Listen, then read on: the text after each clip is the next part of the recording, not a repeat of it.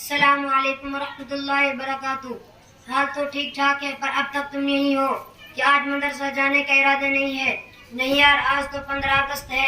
اس دن پورے ملک کے یوم آزادی کی تقریب منائی جاتی ہے۔ اسی لیے تو کل میم صاحب نے تمام طلباء سے جلدی آنے کو کہا تھا۔ اس تقریب میں پورے ملک کے عوام اور سیاسی رہنما شرکت کر کے اس دن کی یاد تازہ کرتے ہیں جب ہمارا ملک انگریزوں سے آزاد ہوا تھا اور یہاں کے باشندوں کو ایک نئی زندگی ملی تھی۔ کل تم نے اخبار میں بھی پڑھا ہوگا، اس موقع پر ملک کے صدر جمہوریہ وزیر اعظم قوم سے خطاب فرمائیں گے۔ تو آؤ چلو ہمارے ساتھ میں۔ آج جیسی تقریب کو چھوڑ کر سفر میں یہ کیا عجیب بات ہے۔ ذرا دیکھو تو صحیح، آج پورا ملک خوشیوں میں ڈوبا ہوا ہے۔ ہر گلی میں آزادی کا جشن منایا جا رہا ہے اور ہر گلی میں آزادی کے ترانے گائے جا رہے ہیں۔ اسی کے ساتھ ساتھ جنگ آزادی میں شریک مجاہدین قوموں کی جانب سے خراج عقیدت بھی پیش کیا جا رہا ہے، جنہوں نے ملک کو انگریزوں کے چنگل سے کرانے کی خاطر اپنی جانوں تک کا نذرانہ پیش کروایا تھا۔ ارے یار، غلامی کی بات تو لوگ 1947 سے پہلے کیا کرتے تھے؟ تم کب سے خود کو غلام تصور کرنے لگے؟ ہمیں تو اس آزادی پر فخر کرنا چاہیے کہ دور غلامی کے مقابلے آج ہم مسلمان کتنی آزادی کے ساتھ اپنے ملک میں زندگی گزار رہے ہیں۔ آج ہمیں مذہبی، لسانی، تہذیبی اور ثقافتی ہر طرح کی قانونی آزادی حاصل ہے۔ آج مسلمان مذہبی اعتبار سے جو بھی قدم اٹھانا چاہے اس کو اس کا مکمل حق حاصل ہے۔ حکومت کو بھی ان کے مذہبی معاملے میں دخل اندازی کا کوئی حق نہیں، اور اگر کبھی حکومت ایسا کرتی ہے تو قانون کی روح سے اس کی مذمت کی جاتی ہے۔ تم نے اگر دستور ہند کا مطالعہ کیا ہے تو جانتے ہوگے اس میں کی گئی دفعات ہیں جن میں مسلمانوں کو ہر طرح کی آزادی دینے کا اعلان کیا گیا ہے۔ پھر تم کیسے کہہ رہے ہو ہمیں آزادی نصیب نہیں؟ ارے یار، اتنے بڑے ملک میں جہاں مختلف فرقے کے لوگ ایک ساتھ زندگی گزارتے ہو، ان میں اختلافات کا ہونا تو فطری بات ہے۔ آپ نے دیکھا ہوگا اس طرح کے اختلافات تو بسا اوقات اپنے خاندان کے لوگوں بلکہ حقیقی بھائیوں میں بھی ہوتے رہتے ہیں۔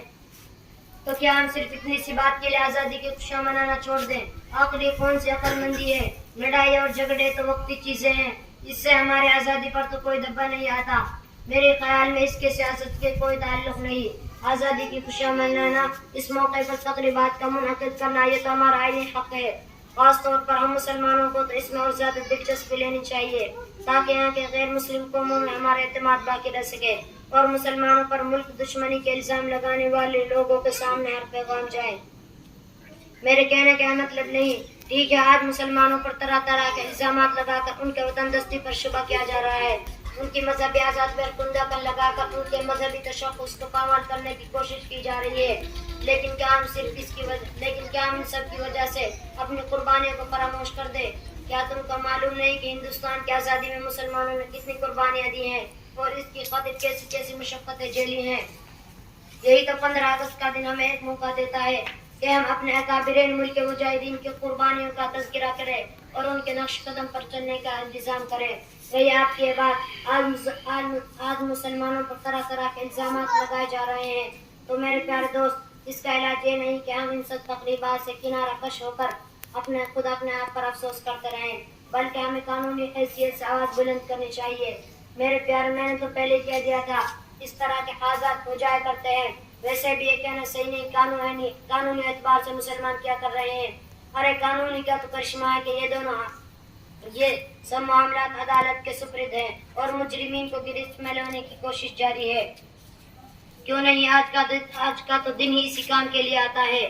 آج کل تقریبات میں بھی یہ سب باتیں ہوتی ہیں، غلامی کے قصے، مجاہدین کے کارنامے اور محب وطن کی قربانیوں کا ذکر ہوتا ہے۔ تو آؤ میں بھی تم کو کچھ بتلا دوں میرے پیارے دوست۔ ہندوستان کی تاریخ میں یہاں مسلمانوں کی قریب 1000 سالہ دور حکومت کا ذکر نمایاں طور پر آتا ہے۔ یہاں اتنے طویل عرصے تک مسلمانوں نے لسان و شوکت سے حکومت کی اور اپنے دور کے جو اثرات چھوڑے، آج تاریخ کے صفحات ان سے بھرے پڑے ہیں۔ آج بھی ہندوستان کی سرزمین پر بے شمار عمارتیں اس دور کی عظمت کی گواہی دے رہی ہیں، بلکہ مجھے یہ کہنا چاہیے کہ تاریخ کا کوئی بھی صفحہ ان کی عظمتوں کا ذکر کیے بغیر مکمل نہیں ہو سکتا۔ مگر کیا کہیے، یا تو مسلمانوں کی بدقسمتی یا حالات کی ستم ضعیفی ہے کہ اتنی طویل مدت تک حکومت کرنے کے باوجود یکایک وہ تاش کے پتوں کی طرح بکھر گئی اور دیکھتے ہی دیکھتے حکومت میں انتشار پیدا ہو گیا۔ اس کے بعد اس کا کیا نتیجہ ہوا، آج اس کا ذکر کرتے ہوئے دل کانپ اٹھتا ہے۔ وہ جو ایک مدت سے ہندوستان کی اسلامی حکومت کی طرف آنکھ پھاڑے دیکھ رہی تھی اور مسلمانوں میں اختلاف پڑ جانے کا انتظار کر رہی تھی، اس نے اس موقع سے فائدہ اٹھا کر فوراً ہندوستان کی طرف پیش قدمی کر دی اور مختلف طریقے سے ملک میں قدم جمانے کی کوشش کرتے رہے. اس دور ان کو زبردست مزاحمتوں کا سامنا کرنا پڑا مگر انہوں نے ہمت نہیں ہاری اور اپنا پنجہ گاڑتے رہے. بھائی ندیم، مسلمانوں کو تو اس کا احساس ہوا کہ ہمارے خلاف حکومت عملی تیار کی جا رہی ہے، مگر جس وقت وہ خواب غفلت سے بیدار ہوئے اس وقت بہت دیر ہو چکی تھی. الغرض دیکھتے دیکھتے پورے ملک کو انگریزوں نے اپنے قبضے میں لے لیا. لیکن ہندوستان سے حقیقی محبت رکھنے والوں کو یہ کیسے گوارا ہو سکتا تھا کہ کوئی ان کے ملک پر قبضہ کرے. چنانچہ پورا ملک متحد ہو کر 1857 تک انگریزوں سے سخت آڑا رہا، مگر ہزاروں جانوں کی قربانیوں کے بعد بھی سوائے ناکامی اور مایوسی کچھ ہاتھ نہ آیا. مگر اس ناکامی نے ہندوستانیوں کے دل میں آزادی کی جو لہر پیدا کی، آگے چل کر وہ آزادی کی پیش خدمت ثابت ہوئی. 1857 کی ناکامی کے بعد ذات و برادری اور مذہبی امتیاز سے بالا تر ہو کر ہر ایک ہندوستانی نے جس انداز سے خود کو تیار کیا وہ تاریخ قائم باب ہے.